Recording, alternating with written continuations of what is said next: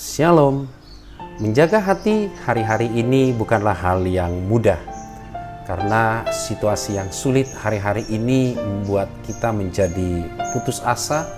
Banyak di antara kita yang menjadi kecewa, bahkan banyak di antara kita juga yang mengalami depresi karena situasi yang sulit hari-hari ini. Salomo mengatakan dalam Amsal pasal yang keempat ayat yang ke-23, jagalah hatimu dengan segala kewaspadaan, karena dari situlah terpancar kehidupan.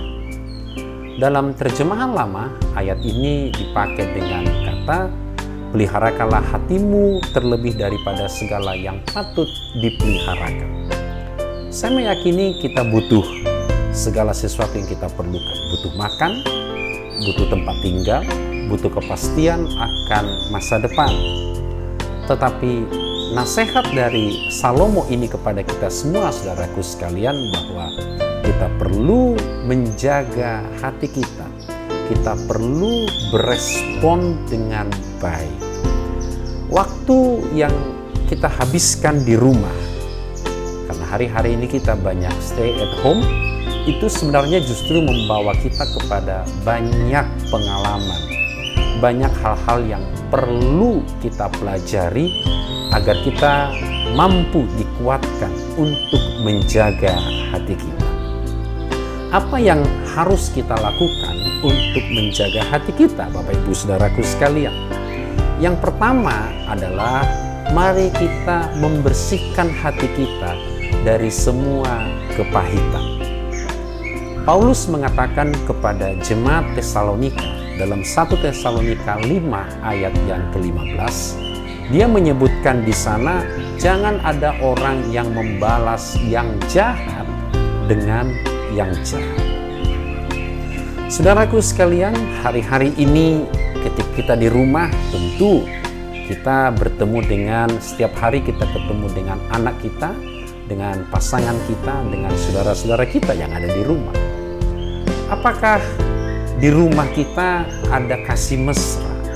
Apakah di hati kita masih ada kepahitan? Atau mungkin selama ini ada hal-hal yang perlu dibereskan dalam hubungan suami dan istri atau orang tua dengan anak? Pastikan ini adalah momen yang baik untuk kita bisa belajar menjaga hati kita. Kita lepaskan pengampunan kepada saudara kita, dan itu kita mulai dari rumah kita masing-masing. Karena kalau kita rukun, maka berkat-berkat Tuhan akan melimpah dalam keluarga dan rumah tangga kita. Pastikan dirimu tidak menyimpan kepahitan, khususnya bagi pasanganmu, bagi anak-anakmu, dan bagi saudaramu.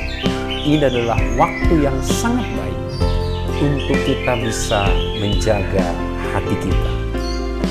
Yang kedua, yang perlu dilakukan untuk menjaga hati adalah mari kita meminta dan kita bersukacita dalam segala hal.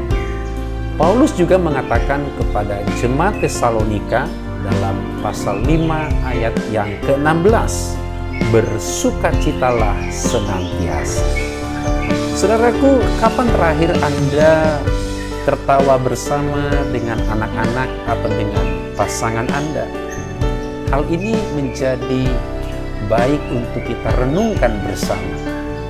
Karena kebanyakan mungkin dulu ketika kita beraktivitas dengan bebas, kita justru mungkin tertawa tidak sering. Tetapi dengan adanya kita di rumah, kita perlu menemukan hal-hal yang luar biasa, hal-hal yang Tuhan nyatakan bagi keluarga kita, dan itulah sebuah keistimewaan sehingga membuat kita dapat bersukacita karena rencana dan karena karya Tuhan di rumah tangga kita. Pastikan kita juga menemukan hal-hal yang unik. Selama ini mungkin kita hanya bisa tertawa bersama dengan orang-orang yang lain di luar rumah kita. Tapi mulailah kita juga bisa tertawa bersama-sama, bersukacita. Kita hilangkan semua kemarahan kita. Kita hilangkan semua hal-hal yang membuat otot-otot wajah kita ini sulit untuk tertawa. Mari kita mulai merangkul pasangan kita, anak-anak kita, dan mulai tertawa dan bersukacita bersama-sama. Yang ketiga, yang perlu kita lakukan untuk menjaga hati ketika kita di rumah adalah kita senantiasa berkomunikasi dengan Tuhan. Perbaikilah komunikasi kita dengan Tuhan. Mulailah berdoa bersama dengan anak, dengan istri dan saudara-saudara kita yang ada di rumah.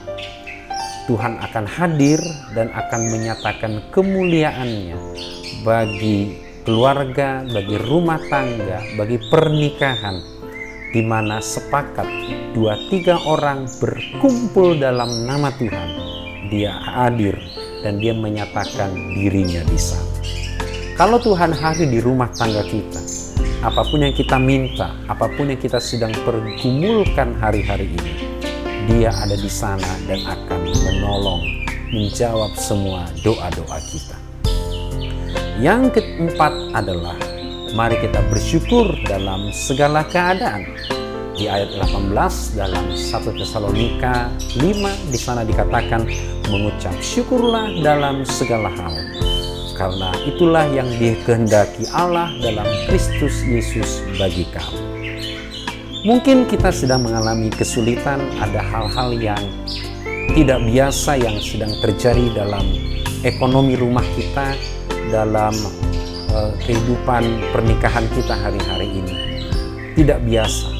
Tetapi maukah kita untuk bersyukur bahwa di dalamnya juga Tuhan ada dan bekerja dan menyatakan kemuliaan-Nya bagi kita.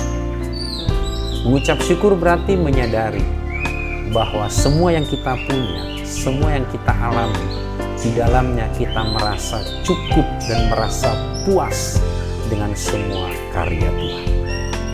Apapun sedikit yang kita terima, tidak banyak berkat yang kita terima hari-hari ini. Tapi kalau kita mengucap syukur di dalamnya, ada Tuhan yang akan melipat gandakan berkat-berkat kita. Tuhan memberkati kita, tetap semangat dan bersukacita. Shalom.